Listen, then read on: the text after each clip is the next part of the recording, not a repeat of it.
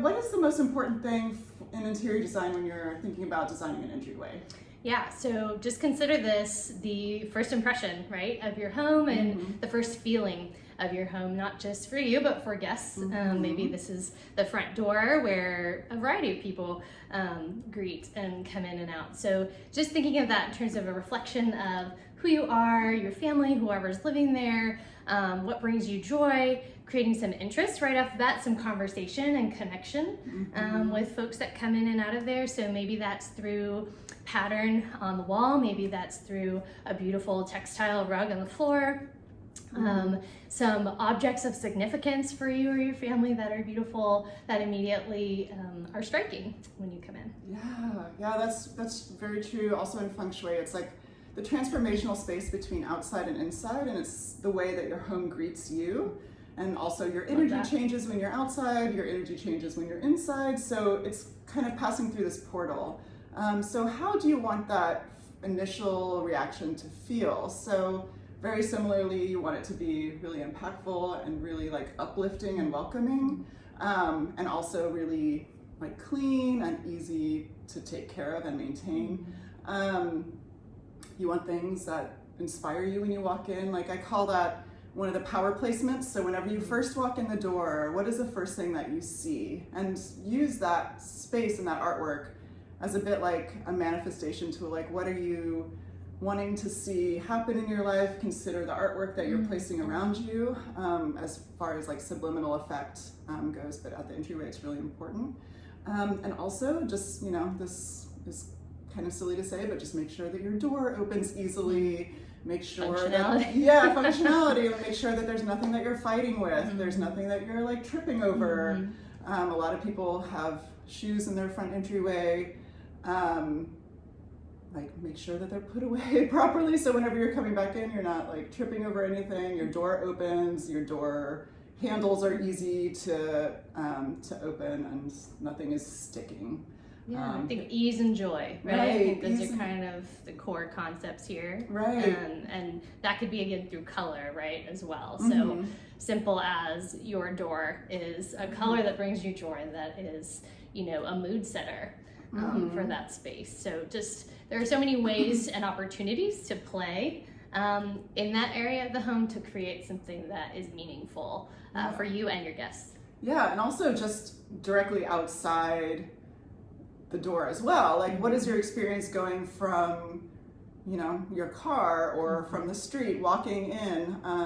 How does that feel? And you know, like if you're living in an apartment or something where you don't have as much control over it, you can control maybe like your doormat, or like put something lovely outside the door that welcomes you in. Keep that area clean if possible.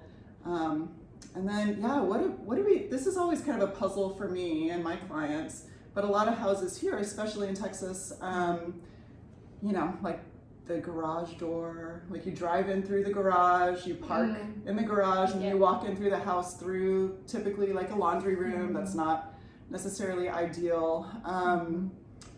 In those situations, you know, I recommend maybe using the front door in addition, instead of just for your guests, like also consider using the front door, and make that laundry room just as welcoming as possible, and make sure also that that door opens. Do you have any ideas on how to make that kind of entryway a little bit more accessible and fun? Yeah, so I would say drawing on some of the similar concepts as we chatted about before, which was a beautiful, you know, welcome mat for yourself outside that garage door. Maybe you walk in and, you know, there's a wall right in front of you before the mudroom or what have you, but there's a piece of art that you love right on that wall that's bright and interesting and joyful for you. I think you just have to snatch up and create those moments that can be something that on the surface may look like no opportunity, but that maybe, you know, with the help of a professional or on your own after you sort of shop your own house for that piece of art that could go there, that, you know, it can be done. And I Right. think you just have to seek the joy and find it and make it happen. Right. In those spaces where it might seem impossible or just totally functional. But I think also speaking of function, about storage, about things with ease. Yes. How do you create ease, which is a source of joy often, Right. when you do have these utilitarian kinds of spaces where there's concealed storage, there's a place for your shoes when you walk in the door. Right. You know, everything has a home, and that feels good and better. Yeah, and also, you know, you don't want to walk into your house and see like a pile of laundry and you're like, Yes. "Ugh, all these tasks." You don't want all of these reminders of everything that you have to do, like your to-do list can exist on like a piece of paper, but you don't want all of these physical reminders and just feeling like overwhelmed the second that you walk in the door. So if you are choosing to enter through a more utilitarian space, like what can you do to make that a little bit more joyful? Like maybe before you leave the house, if there's laundry there, just put it somewhere else. So whenever you're first coming back in, that's not the first thing that you see. Great advice. Yeah, so I know it's tricky, and you know, we do the best that we can, and sometimes you're gonna walk in and see laundry, and that's fine. You just, but just keep it in mind that it's something that could affect you. So yeah, the entryway is the first thing that I always look in a space, and just, you know,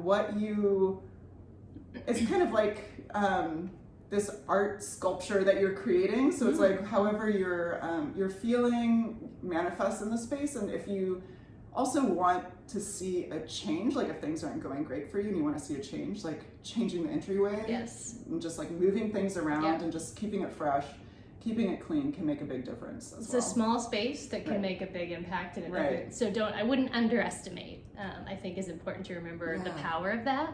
And with, you know, not a lot of investment, maybe some things you already have that you love, shifting them into that space could really make a difference. Yeah. Awesome. Well, thanks for listening.